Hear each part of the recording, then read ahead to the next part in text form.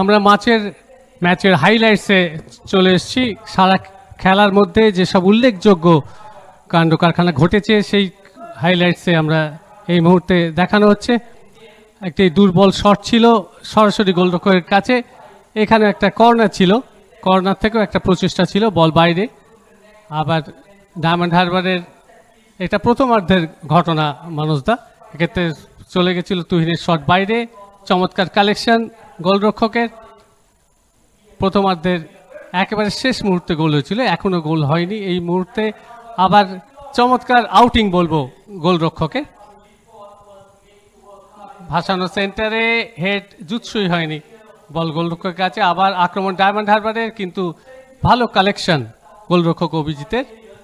অনেক কর্নার পেয়েছে, সেই কর্নার থেকে খুব সহজেই বল কালেক্ট করেছে। এক্ষেত্রে ডায়মন্ড হারবারের একটা সুযোগ ছিল, কিন্তু দুর্বল শট, চমৎকার রিফ্লেক্স, এটি দুরন্ত একটা সেভ প্রথমার্ধে ওই অভিজিতের, জবি জাস্টিন। কিন্তু তার আগেই অবশ্য রেফারির সহযোগী রেফারি পতাকা উত্তোলিত হচ্ছে। এবার সুকুরাম দুরন্ত শট, সুরজ মাহাতো সেন্টারে ট্র্যাপ করেই বাঁ পায়ের চটজলদি ভলি চলে গেল জালে। 1-0 গোল অগ্রগমন ঘটে গেছিল সুকুরাম সর্দারের দৌলতে প্রথমার্ধের একেবারে শেষ লগ্নে। এক্ষেত্রে আবার হেড হয়েছিল, হেডটি বাইরে। এইভাবে খেলা করার ছিল।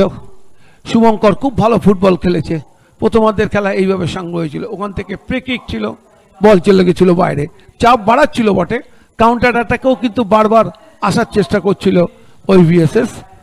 আবার একটা কর্নার ছিল, সেখান থেকে ভারী সুন্দর। আজকে অভিজিৎ কিন্তু খুব ভালো ফুটবল খেলেছে। আবার এটি একটি পেনাল্টির আবেদন হয়েছিল, কিন্তু হলুদ কার্ড দেখেছিলেন রাহুল পাসওয়ান। উপর্যুপরি আক্রমণ চালাচ্ছিল, এক্ষেত্রে গ্রিক একটি সুযোগ পেয়েছিলেন, চমৎকার সেভ। এক্ষেত্রে সিন যে বলটি জুৎসুই মার হয়নি, সেক্ষেত্রে বল বাঁচিয়ে দিচ্ছে Nabakumar Das, goal line save বলতে পারি। আবারও আক্রমণ, পরের পর আক্রমণ চালিয়েছে ডায়মন্ড হারবার ফুটবল ক্লাব, দূরপাল্লা শটের চেষ্টা বিএসএস এর, বল বাইরে। গ্রিক আসার পরেই কিন্তু চাপ বেড়েছিল, এক্ষেত্রে ওর সেন্টার ধরে নিয়েছিল অভিজিৎ। আজকে খুব ভালো ফুটবল খেলেছে অভিজিৎ। পাল্টা আক্রমণ ছিল বিএসএস এর, বল চলে গেছিল বাইরে।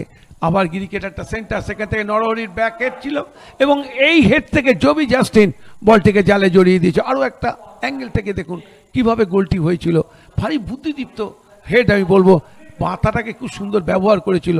আবার গ্রিকের একটা বাড়ানো বল কিন্তু সরাসরি গোলরক্ষকের কাছে।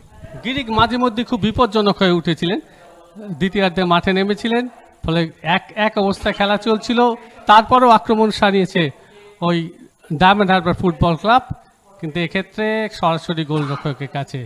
ফলে এইভাবেই খেলা চলিয়েছে। 1